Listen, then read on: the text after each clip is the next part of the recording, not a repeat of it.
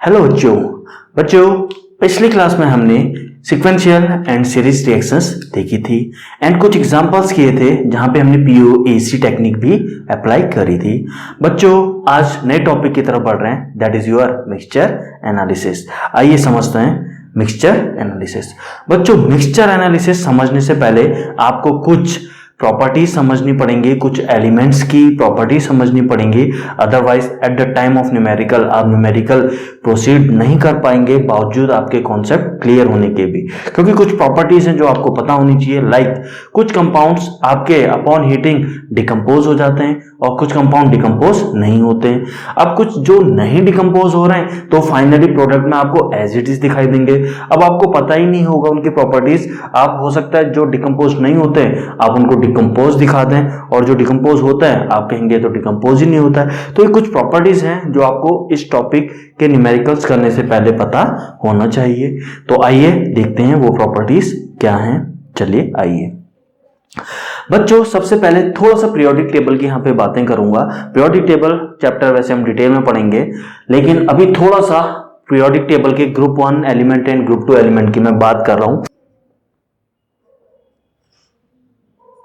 कि रब से फरियाद। आइए समझिए ये क्या है। सबसे ऊपर हाइड्रोजन होता है बच्चों। These are the group 1 element. एली ना के रब से फरियाद, ऐसे करके आप याद कर सकते हैं बच्चों। These are alkali metals. These are alkali metals. आइए नेक्स्ट देखिए। नेक्स्ट यहां पे सेकंड जो आपका ग्रुप होता है वहां पे क्या होता है? बीई बेरिलियम, बेटा मागे कार स्कूटर बाप राजी। कैसे याद करने की टेक्निक हम लेटर ऑन सिखाएंगे। तो जो ये हैं these are the alkali earth metals. These are alkali earth metals. तो ये दोनों मेटल्स की कैटेगरी हैं। These are alkali metals and these are alkali earth metals. अब बच्चों यहां पे जो आपका ये है पहला एलिमेंट जिसको मैं रेड मार्क कर रहा हूं, एक तो ये आपका डिकम्पोज होता है अपॉन स्ट्रॉन्ग हीटिंग, बाकी सबके सब क्या हैं? थर्मली स्टेबल हैं। एंड यहां पे अगर मैं बात करूं बच्चों आपका this product, this and this, शुरू के तीन आपके डिकम्पोज होते हैं, बाकी थर्मली स्टेबल हैं। आइए समझते हैं। एल्कली मेटल्स की मैं बात कर रहा हूं, ये पीरियोडिक टेबल के हिसाब से मैंने बताया। आइए समझते हैं। एल्कली मेटल्स टॉपिक देख रहे हैं, आइए थोड़ा सा पढ़ते हैं। Your alkali metals. Alkali metals, alkali metals कौन से हैं बता दीजिए। लीना के रब से फरियाद, लीना के रब। Is it clear? आइए तो बच्चों यहां पे क्या है इंपॉर्टेंट जो आपको पता होना चाहिए। यहां पे here all the alkali, here all the alkali metal carbonate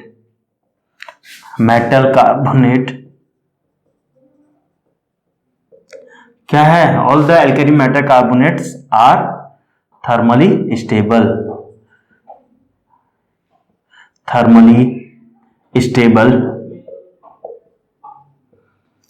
accept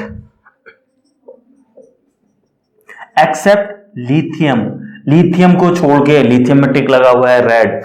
आइए क्या कहने का मतलब क्या है? थर्मली स्टेबल का मतलब क्या है? थर्मली स्टेबल का मतलब ये हीट करने पे डिकम्पोज नहीं होने वाला। देखिए लिथियम की अगर मैं बात करूं, आइए लिथियम की अगर मैं बात करूं बच्चों, lithium carbonate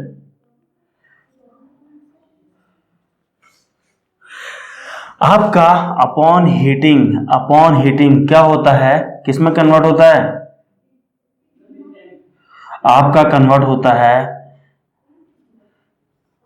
and CO2 definitely gas. यानी अपॉन हीटिंग ये क्या हो जाता है, डिकम्पोज हो जाता है, आपकी क्या लिथियम ऑक्साइड बना देता है, प्लस कार्बन डाइऑक्साइड गैस के फॉर्म में रिलीज होती है और ये उड़ जाती है। अब यहाँ पे अगर हाइड्रोजन होता, अगर मैं बाइकार्बोनेट की बात करता तो हाइड्रोजन होता, तब चांसेस थे कि यहाँ पे वाटर भी निकलता CO2 के साथ। डेफिनेटली वेपर फॉर्म में, क्यों, स्ट्रॉन्ग हीटिंग हो रही है। अब बाकी की जितनों की बात करें, अगर मैं सोडियम को करना चाहूं या बाकी इन जनरल अगर मैं बोलूं मेटल, चलिए एक M लिख देते हैं यहाँ पे। M ये जो मेटल है, कौन कौन से मेटल हो सकते हैं, M2CO3। अब ये M क्या है, ये M ये सारे हैं, अभी बता देते हैं। अपॉन स्ट्रॉन्ग हीटिंग यहाँ पे आपको कुछ भी नहीं मिलने वाला है, ये थर्मली स्टेबल है, कुछ प्रोडक्ट नहीं मिलता है, एज इट इज मिल जाएगा आपको फाइनल में। बात समझ में आ रही है, हीट हो गए, डिकम्पोज नहीं होने वाला है। नथिंग यू विल गेट लिख देते हैं यहाँ पे आपके लिए, nothing you will get. Is it clear बच्चों? चलिए अब ये M तो मैंने लिखा, ये M क्या है, लिथियम के अलावा सारे, क्या है ये, लिथियम के अलावा सारे। तो मैं सारे लिखूं या समझ में आ गया? चलिए जहां पे M आपका क्या है, M है आपका sodium, potassium, rubidium, dot dot dot. Is it clear? तो ये आपको पता होना चाहिए, अगर नहीं पता है ये प्रॉपर्टीज, क्वेश्चन गलत करके आएंगे।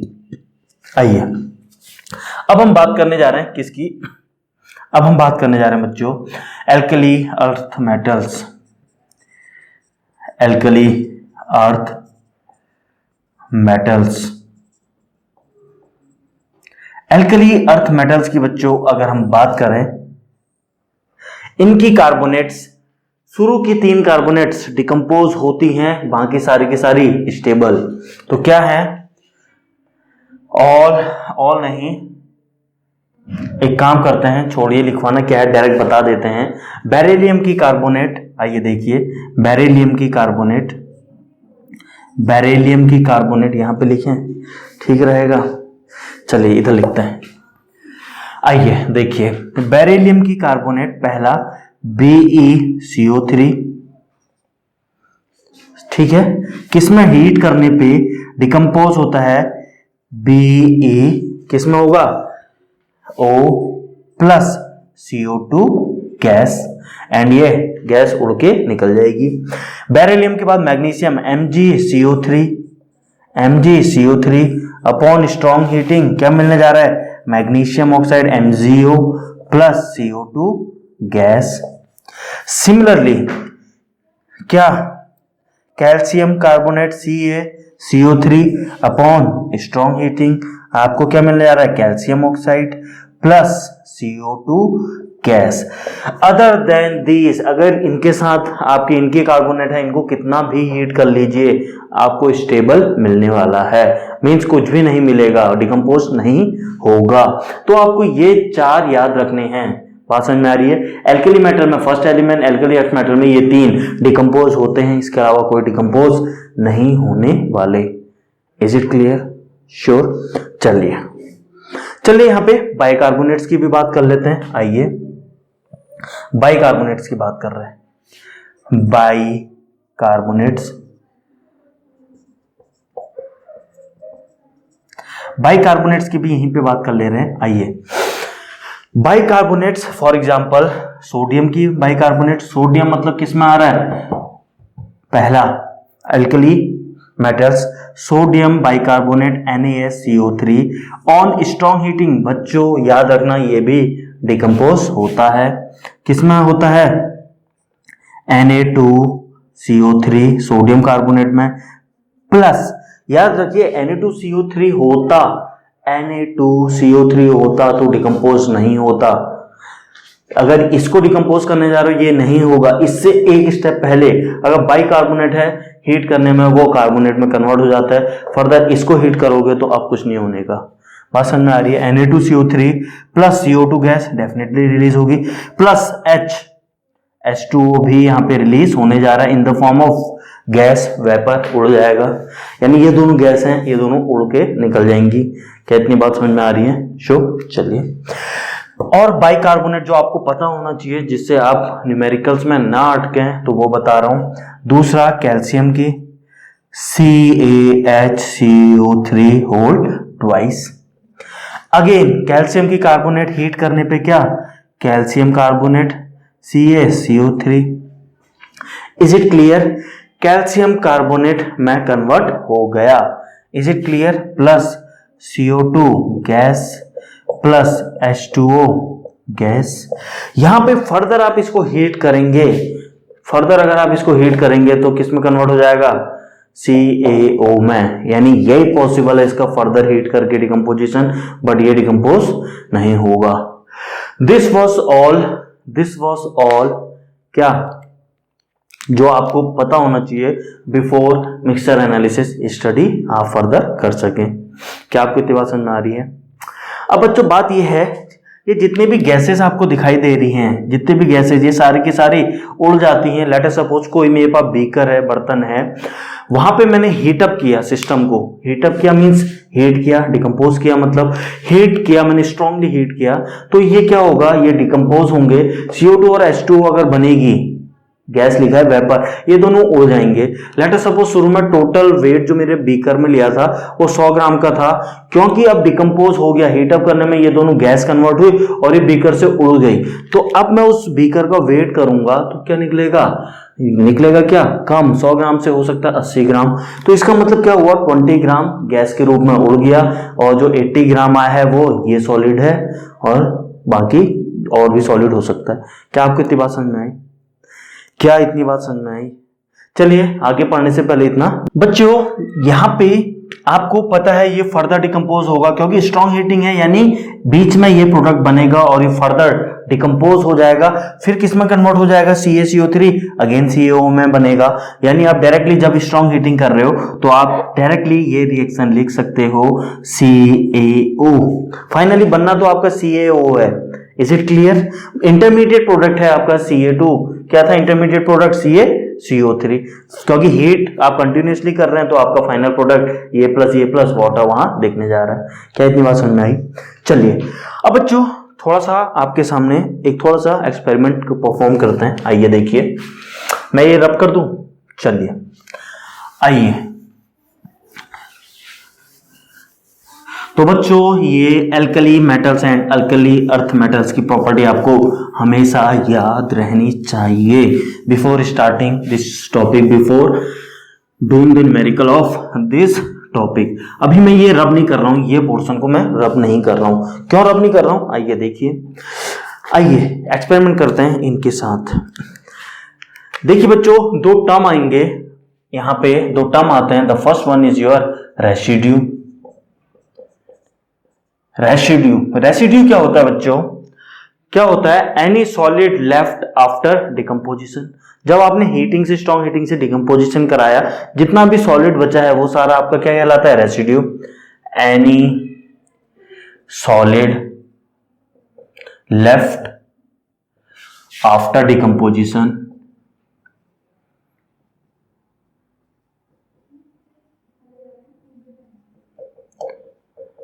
is known as क्या? रेसिड्यू। Is it clear? आइए, ये क्या है? डेफिनेटली बच्चों ये क्या है? सॉलिड है। ये क्या है? सॉलिड है। ये क्या है? गैस। ये क्या है? Solid gas. Is it clear? चलिए बच्चों मेरे पास एक बर्तन है, एक बीकर है। ये बीकर को मैंने क्या किया, मेरे पास एक वेट मेजरिंग मशीन है, वेट नापने वाली मशीन है, वेइंग मशीन है। ये मेरी वेट नापने वाली मशीन है। यहां पे आपको रीडिंग दिखाई देती है इसमें। Is it clear? अब मैंने इसके ऊपर एक बीकर रखा, इसके ऊपर मैंने क्या किया? एक बीकर रखा। ये बीकर में बच्चों मैंने क्या किया? ये बीकर में मैंने क्या किया? सोडियम बाइकार्बोनेट NaHCO3 को डिकम्पोज करवाया, हीटिंग करवाई। क्या मिला मुझे? Na2CO3 डेफिनेटली सॉलिड है, plus CO2 plus H2O। And दूसरा मैंने इसको भी बंद करवाया, क्या करवाया, हीटअप करा, CaSCO3 होल ट्वाइस, हीटिंग करवाई, क्या मिला मुझे, CaO plus CO2 plus H2O।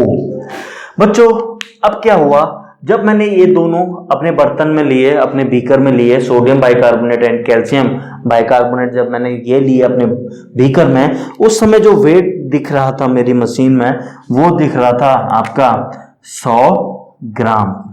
100 ग्राम का मैंने ये दोनों को मिला के लिया था। अब मैंने हीटअप कर दिया, मैंने अपनी गैस ऑन करी, हीटअप किया, स्ट्रॉन्ग डिकम्पोजिशन करवाया, स्ट्रॉन्ग डिकम्पोजिशन, स्ट्रॉन्ग हीटिंग दी। क्या हुआ, ये इस प्रोडक्ट में कन्वर्ट हुए। क्योंकि ये CO2 गैस है, H2O हीटिंग वेपर फॉर्म में है यानी गैस है, तो इसमें से ये प्रोडक्ट आपके क्या उड़ गए, ये प्रोडक्ट क्या बीकर से उड़ गए। तो बच्चों फाइनली आपका ये जो 100 ग्राम दिख रहा था शुरू में, अब ये वेट आपका फाइनली कम दिखा, मान लीजिए 80 ग्राम, मान लीजिए 80 ग्राम। तो 20 ग्राम वेट किसका था बच्चों, CO2 H2O CO2 H2O, ये जो उड़ गए 20 ग्राम का ये था। तो 80 ग्राम किस किसका है, 80 ग्राम एक इसका प्लस इसका मिला के 80 ग्राम है। ये दोनों सॉलिड बचे हैं, तो क्या, तो इनका ग्राम, ये दोनों रेसिड्यू, इनको रेसिड्यू बोलते हैं, तो इन दोनों रेसिड्यू का वेट मिला के 80 ग्राम निकला। क्या आपको इतना एक्सपेरिमेंट समझ में आया? श्योर, ये सारी चीज की जरूरत आपको पढ़ने वाली है इसलिए एक्सप्लेन कर रहा हूं। तो बच्चों यहां पे नोट करके लिखवाने वाली बात यह है, नोट एनी लॉस इन क्या वेट इज ड्यू टू क्या evolution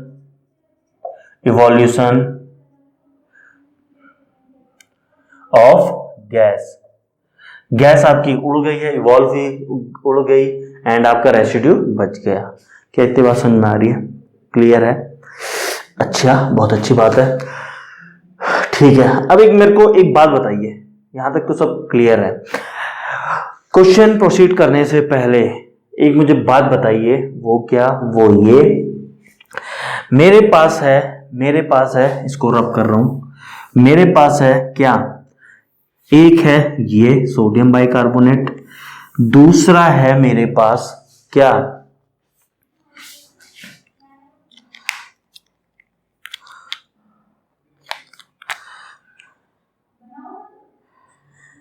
Na2CO3। Is it clear? मेरे पास ये दो रिएक्शन है, अपॉन हीटिंग क्या हुआ, अब आपसे पूछा जाता है रेसिड्यू में क्या क्या बचेगा वो बता दीजिए। आपने बीकर में बर्तन में ये दो लिए, स्ट्रॉन्ग हीटिंग करवाई, फाइनली हीटअप होंगे, डिकम्पोज होंगे, ये सब उड़ जाएंगे, फाइनली रेसिड्यू क्या होगा। तो बच्चे क्या बताते हैं, बच्चे ये बताते हैं सर रेसिड्यू ये होगा। बच्चों एक बात बताइए, ये तो डिकम्पोज होना नहीं है, तो ये एज इट इज आपको फाइनल बर्तन में बीकर में दिखेगा नहीं, लास्ट में फाइनल में क्या ये एज इट इज आपको दिखने जा रहा है क्योंकि डिकम्पोज नहीं होता है। तो फाइनली दो सॉलिड आपको दिखेंगे, एक ये वाला एक ये वाला, तो ये दोनों को आप रेसिड्यू बोलेंगे। समझ में आ रहा है? ये रिएक्टेंट एज ए रिएक्टेंट ही फाइनली, शुरू में भी रिएक्टेंट फाइनली भी रिएक्टेंट, ये रिएक्ट करना नहीं है, डिकम्पोज होना नहीं है। तो रेसिड्यू अगर आपसे पूछा जाए बच्चे केवल इसे बोलते हैं, रेसिड्यू इन दोनों से मिलके बनेगा इस केस में। क्या इतनी बात क्लियर हो रही है आपको? श्योर, चलिए इतना नोट कीजिए। फिर आइए बच्चों एग्जाम्पल नंबर 59 देखने जा रहे हैं। 59 एग्जाम्पल क्या बोल रहा है, 20 ग्राम सैंपल लिया है आपने CaCO3 प्लस Na2CO3, जिसको आपने हीट किया एंड CO2 लिबरेटेड ऑक्यूपाइड इतना वॉल्यूम एट STP। आपसे बोला जा रहा है calculate percentage composition of mixture by mass. Question आपको समझ में आया या नहीं? क्वेश्चन ये कह रहा है, सुनिए, क्वेश्चन ये कह रहा है 20 ग्राम आपने कोई किसी चीज का सैंपल लिया है, किसका लिया है, इन दोनों के combination calcium carbonate and sodium carbonate का। एक में है आपका क्या कैल्शियम कार्बोनेट CaCO3 एंड दूसरा क्या है Na2CO3। अब आपसे पूछा जा रहा है परसेंटेज कंपोजिशन बता दीजिए, मतलब ये कितना ग्राम रहा होगा, ये कितना, टोटल 20 ग्राम है, ये कितना रहा होगा एंड ये कितना। तो अगर ये x ग्राम रहा, मान लेता हूं ये x, तो बच्चों ये कितना रहेगा 20 माइनस x ग्राम डेफिनेटली, ग्राम डेफिनेटली। क्या इतनी बात आपको समझ में आती है? अब इतनी बात तो आप प्रॉपर्टी, अब देखिए प्रॉपर्टी की जरूरत पड़ रही है। आपको पता है सोडियम कार्बोनेट को कितना ही हीट कर लो थर्मली स्टेबल है, डिकम्पोज होगा नहीं। तो अपॉन हीटिंग केवल ये डिकम्पोज होना है। तो आइए इसकी स्टडी करते हैं। तो क्या होने जा रहा है आपका calcium carbonate CaCO3 upon strong heating आपका calcium oxide plus CO2 release होने जा रहा है। डेफिनेटली ये क्या है, सॉलिड है, बताने की बात नहीं है। अब देखिए बच्चों, यहाँ पे बोल रहा है जब ये हुआ था तो CO2 ने वॉल्यूम ऑक्यूपाई किया, CO2 ने इतना वॉल्यूम ऑक्यूपाई किया बच्चों, CO2 गैस ने इतना वॉल्यूम ऑक्यूपाई किया एट STP। तो अगर इसे मुझे मोल्स निकालने हैं तो डिवाइडेड बाई, अच्छा ये एक काम कीजिए, ये वॉल्यूम कुछ ज्यादा हो गया, एक काम कीजिए इट इज 2.27। नाउ अगर आपको ये मोल्स में कन्वर्ट करना है तो बच्चों क्या करोगे आप, कुछ नहीं 22.7 से डिवाइड कीजिए, यानी इसका मतलब क्या हो गया 0.1 मोल दिया है आपको क्या CO2 का। Is it clear? यानी CO2 का वॉल्यूम कितना है 0.1 मोल के टर्म में 0.1 मोल, दैट्स ऑल, प्रॉब्लम खत्म। कैसे? ऐसे 0.1 मोल, 1 मोल से 1 मोल, बात समझ आ रही है। 1 मोल CO2 बनाने के लिए आपको ये कितना चाहिए 1 मोल, 0.1 मोल CO2 अगर आप चाहिए तो ये कितना होगा 0.1 मोल, दैट्स ऑल, प्रॉब्लम फिनिश। कितना होगा 0.1 मोल। अब अगर आप ये ग्राम में चाहते हैं यानी मास के टर्म में चाहते हैं तो 0.1 को इसके मोलर मास से मल्टीप्लाई कर दीजिए। कैल्शियम 40 प्लस 12 40 50 52 प्लस 48 कितना हो गया 100। क्रॉस चेक कीजिए 100 ही होगा, तो आपका ये कितना आ गया बच्चों 10 ग्राम। अरे वाह, इसका मतलब क्या हुआ, समझ में आ गया ना। ये कैल्शियम 20 होता है, 40 प्लस 12 प्लस 16 3 48, ठीक है सही है। तो ये 10 ग्राम आया बच्चों। जैसे ही मुझे पता चला CaCO3 मेरा 10 ग्राम था, जैसे मुझे पता चला कि ये 10 ग्राम था, तो बच्चों टोटल है 20 ग्राम। तो ये कितना रहा होगा, ये कितना रहा होगा, यानी ये भी 20 माइनस 10 यानी 10 ग्राम। तो आपने आंसर बता दिया, यही दो पूछा जा रहे थे और आपने बता दिए। क्या प्रॉब्लम टफ थी? बिल्कुल नहीं, बस प्रॉपर्टी पता होनी चाहिए, अदरवाइज नहीं कर पाते प्रॉब्लम। बात समझ आई? नेक्स्ट क्वेश्चन करें, चलिए एग्जाम्पल नंबर 60। एग्जाम्पल नंबर 60 में क्या पूछा जा रहा है, देखिए इसी में मॉडिफिकेशन करने जा रहा हूं मैं। एग्जाम्पल 60, 20 ग्राम की जगह 2 ग्राम करिए। 2 ग्राम सैंपल ऑफ, एक काम कीजिए, sodium bicarbonate NaHCO3, 20 gram sample of NaCO3 and Na2CO3 was heated and loss of weight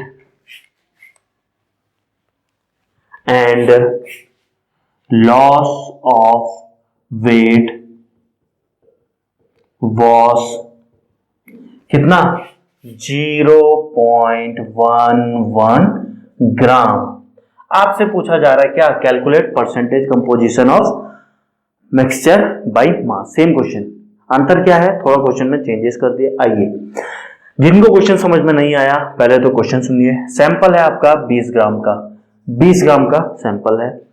अब इसमें एक है आपका NaHCO3, दूसरा है आपका Na2CO3। आपसे पूछा जा रहा है 2 ग्राम में से ये कितना है एंड ये कितना है। एक काम करते हैं, इसको 20 करिए, चलिए बहुत छोटा हो जा रहा है। तो ये कितना है टोटल 20 ग्राम, तो इसको भी थोड़ा सा चेंज करिए 1.1 gram, 1.1 gram. Is it clear? चलिए 20 ग्राम है, अब आपसे ये कितना रहा होगा 20 ग्राम में से ये कितना रहा होगा ये आपको बताना है। आइए देखिए, मान लेता हूं मैं ये x रहा होगा, तो बच्चों ये कितना रहा होगा 20 माइनस एक्स ग्राम। कोई डाउट? No doubt. अब मेरे को पता है क्या, मेरा कितना ही हीट अप करूं ये तो मेरा डिकम्पोज नहीं होना है, यही डिकम्पोज होगा। तो आइए इसको डिकम्पोज करवाते हैं। मेरे पास है NaHCO3 ऑन स्ट्रॉन्ग हीटिंग, क्या मिला मुझे Na2CO3 plus CO2 gas release हुई प्लस H2O गैस रिलीज हुई। इतनी बात समझ में आ रही है। अब जो लॉस ऑफ वेट है 1.1 ग्राम, बच्चों ये दोनों गैस है ये उड़ गई होगी, तो लॉस ऑफ वेट क्या हुआ होगा, इन दो के कारण हुआ होगा, और वो कितना है 1.1 ग्राम। इतनी बात समझ में आ रही है? That's all. 1.1 ग्राम है। अब इस इक्वेशन बैलेंस है? बिल्कुल बैलेंस है या नहीं? नहीं है। आइए इसको बैलेंस कीजिए। सोडियम 2 है तो सोडियम 2, हाइड्रोजन 2 तो hydrogen 2, carbon 2 okay, oxygen 6, 3 4 5 6 balance. Now balance. आइए देखिए बच्चों, मुझे पता है कार्बन कितना होता है, कार्बन कितना होता है 12 12 प्लस ऑक्सीजन 16 2 32 32 42 44 44 कार्बन का प्लस वाटर का 18, टोटल इतना ग्राम। अगर मुझे चाहिए इन दोनों का मिला के तो मुझे ये कितना लेना पड़ेगा? आइए बताइए, उल्टा चल रहा है। सॉल्यूशन कर रहा हूं। देखिए सोडियम होता है 23 प्लस 1 24 प्लस 12 प्लस 48, ये आ रहा है आपका 84। ओके, 2 इंटू 84, 2 है तो 2 इंटू 84। क्या आपको समझ में आया? इतना ग्राम। अगर मुझे इतना ग्राम चाहिए इन दोनों का मिला के तो मुझे ये इतना ग्राम लेना पड़ेगा। अगर हम मोल्स के टर्म में बोलते थे तो अगर ये 1 था तो ये 2। अब हम वही चीज मास मेथड ग्राम में ले रहे हैं और कुछ नहीं कर रहे हैं। बच्चों इतने के लिए इतना, तो 1 ग्राम के लिए कितना होगा? 1 ग्राम के लिए 1 ग्राम के लिए हो जाएगा, 1 ग्राम के लिए हो जाएगा बच्चों 44 प्लस 18 कितना होता है? चलिए बाद में सॉल्व करेंगे। 44 प्लस 18 डिवाइडेड बाय, इसको तो सॉल्व चलिए बाद में करेंगे, 2 इंटू 84। अगर मैं निकालना चाह रहा हूं x, मुझे नहीं पता NaCO3 कितना है, ये मिक्सचर में NaCO3 कितना है मैंने मान लिया x। अगर मैं बच्चों x ग्राम के लिए निकालूंगा, अगर मैं x ग्राम के लिए निकालना चाह रहा हूं तो क्या करूंगा? इंटू x करूंगा या नहीं? बिल्कुल करूंगा। इतना ग्राम, दैट्स ऑल, इतना ग्राम।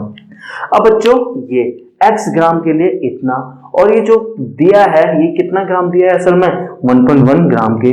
तो क्या मैं इसको 1.1 के 1 से इक्वेट कर लूं? तो मैंने कुछ नहीं किया, इसको मैंने 1.1 ग्राम से इक्वेट किया, ग्राम से ग्राम कैंसिल। सॉल्व करिए, x इक्वल टू आ गया मेरा 1.1 into 2 into 84 divided by 44 plus 18 44 54 64 यानी 62। क्या मेरी यहां तक सही है? आइए कैलकुलेशन करोगे या डायरेक्ट कैलसी में आंसर बताऊं? चलिए कैलसी में करते हैं। आइए 1.1 इंटू 2 इंटू 84 डिवाइडेड बाई 62, ये आ रहा है 2.98। ये आया बच्चों आपका 2.98 ग्राम। Is it clear? ये 2.98 ग्राम आया, ये 2.98, तो बच्चों ये कितना होगा बता दीजिए, ये कितना होगा? 2.98, तो 20 माइनस 2.98 लगभग 17.02। Is it clear? 18 19 20, ठीक है। तो दिस इज द आंसर। कोई डाउट है तो बताइए। क्लियर है सब? श्योर? चलिए नोट कीजिए। बच्चों अभी तक हमने जो दो एग्जाम्पल देखे थे, एग्जाम्पल 59 एंड एग्जाम्पल 60, इन दोनों एग्जाम्पल्स में बच्चों हमने एक कंपाउंड ऐसा लिया था जो आपका डिकम्पोज हो जाता है और एक जो डिकम्पोज नहीं होता है। ऐसी प्रॉब्लम को कैसे टैकल करेंगे हम वो देख चुके हैं। आइए प्रॉब्लम का थोड़ा लेवल बढ़ाते हैं। अब हम ऐसे कंपाउंड्स ले रहे हैं जो दोनों डिकम्पोज हो रहे हैं और बाकी सेम प्रॉब्लम बाकी वैसी की वैसी। आइए सेम प्रॉब्लम इस टाइप की आपके बोर्ड में है, एग्जांपल नंबर 61। क्या बोल रही है problem? 80 gram sample of NaSCO3 and CaSCO3 was heated and residue left behind was 44 gram. Calculate percentage composition of mixture by mass. मुझे पता है या आपको पता होना चाहिए कि ये दोनों के दोनों क्या हैं, डिकम्पोज होते हैं। तो आइए डिकम्पोज कीजिए फिर। अब ऐसी प्रॉब्लम को कैसे टैकल करेंगे, कुछ नया नहीं है। देखिए टोटल है 80 ग्राम, टोटल है 80 ग्राम। इस 80 ग्राम में से एक ये और एक ये।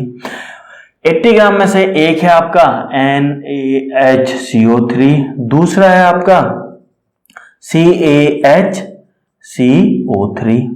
Is it clear?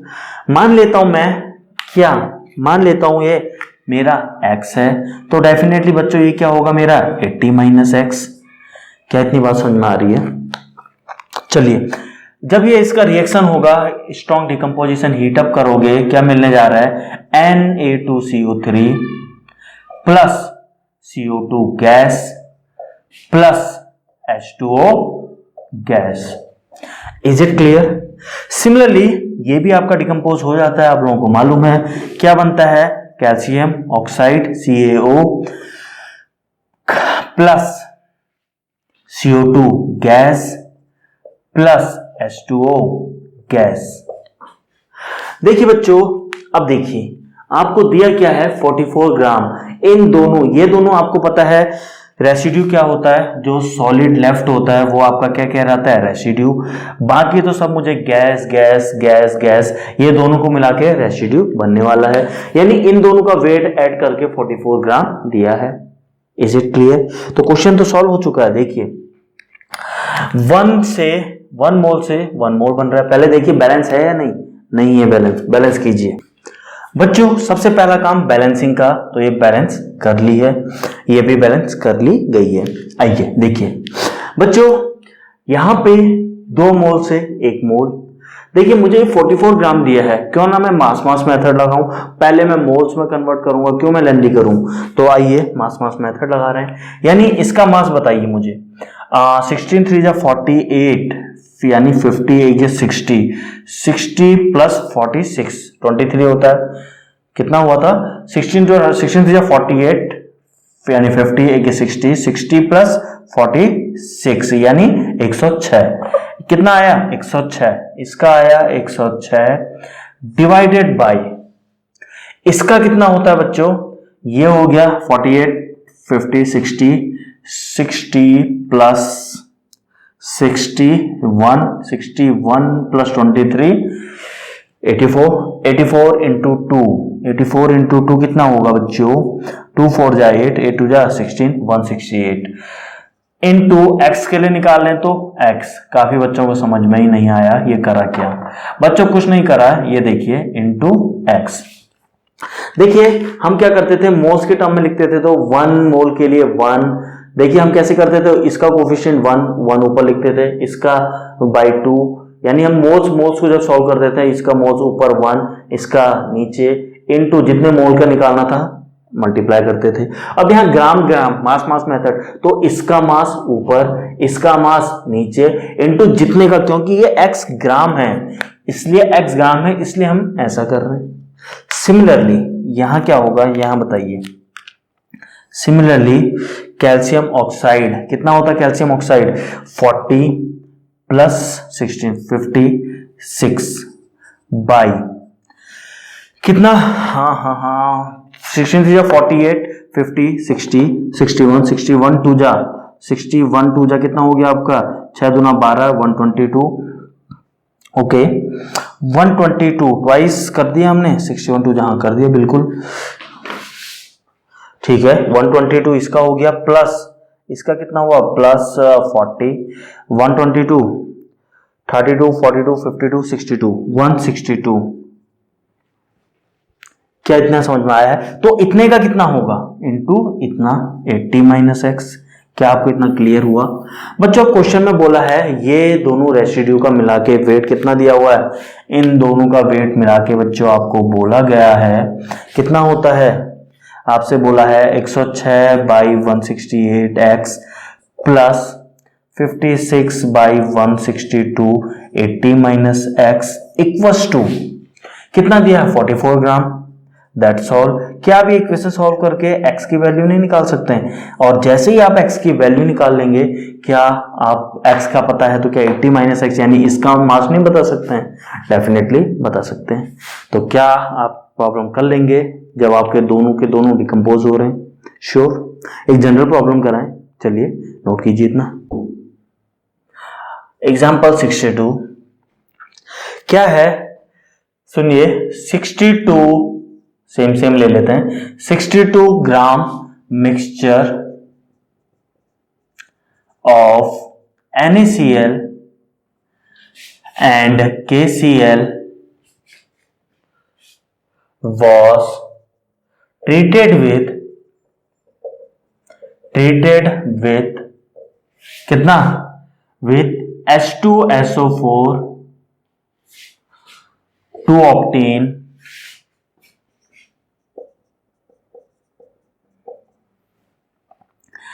क्या 76 ग्राम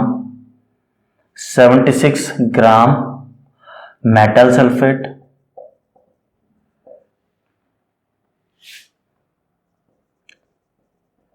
आपसे बोला जा रहा है फाइंड कंपोजिशन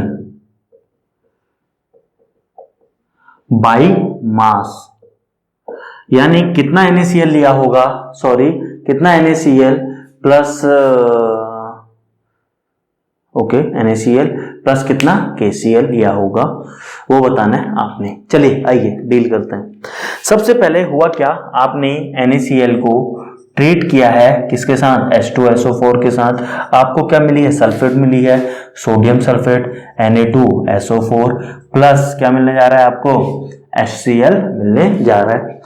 सिमिलरली KCl को थोड़ा सा स्पेस देके लिखते हैं। KCl को आपने क्या किया है? अगेन सल्फ्यूरिक एसिड के साथ ट्रीट किया है। आपको क्या मिलने जा रहा है? Again K2SO4 plus HCl। जल्दी से बैलेंस कीजिए। सोडियम 1 2 तो यहां लगाइए 2 क्लोरीन है तो वहां 1 है तो 2 क्लोरीन लगाइए। 2 हाइड्रोजन वहां हो चुके हैं, 2 हाइड्रोजन यहां, सल्फेट बैलेंस। अगेन सेम 2 यहां लगाइए। आइए 2 एंड यहां 2 लगाइए। क्या बैलेंस है? हाँ बिल्कुल बैलेंस है। आइए 62 ग्राम है टोटल। क्या है? 62 ग्राम है। देखिए 62 ग्राम है। अगर ये मेरा x है तो ये कितना होगा? 62 माइनस एक्स। बात समझ में आ रही है या नहीं आ रही है? इन दोनों का वेट मिला के NaCl और KCl का मिला के 62 ग्राम है। एंड जो ये मेटल सल्फेट, ये भी मेटल सल्फेट का वेट कितना आ रहा है? 76 ग्राम। क्वेश्चन खत्म। देखिए कैसे। आइए बच्चों देखिए, इसका मास 142, NaCl का डबल यानी 117। x के लिए निकालने हैं, x ग्राम के लिए निकालने हैं तो इनटू x। बहुत बढ़िया। इसके बाद अब देखिए यहां पे कर रहे हैं K2SO4 का कितना होता है? जोड़िए 174 एंड KCl का कितना होता है? 149। क्रॉस चेक कर लीजिएगा 149। 62 माइनस एक्स के लिए निकाल रहे हैं तो इंटू 62 माइनस एक्स। अब बच्चों आपको बोला क्या है, ये जो मेटल सल्फेट है इनका वेट कितना आ रहा है? 76 ग्राम, यानी इनको ऐड करके कितना आना चाहिए? 76 ग्राम। तो ऐड कीजिए 142 by 117 x plus 174 by 149 62 minus x equals to 76 gram. Gram छोड़िए। क्या बच्चों आप यहां से x निकाल सकते हैं या नहीं? और जैसे ही बच्चों आपका x आया तो आपको पता चल गया ये कितना है, आपको पता चल गया ये कितना है, और 62 माइनस एक्स करेंगे तो आपको पता चल जाएगा ये कितना है। तो क्या आपको समझ में आया? थोड़ी हवा लगी? श्योर। तो बच्चों this was all about mixture analysis. अगर इतना आप लोग कर पा रहे हैं तो समझिए कि आप कोई भी प्रॉब्लम कर पाएंगे। इतना कॉन्फिडेंस अपने में ले आइए। तो बच्चों एट लास्ट आज की क्लास को यहीं पे विराम देते हैं। कल मिलते हैं with a new topic with a fresh energy at same time. Till then thank you and have a nice day.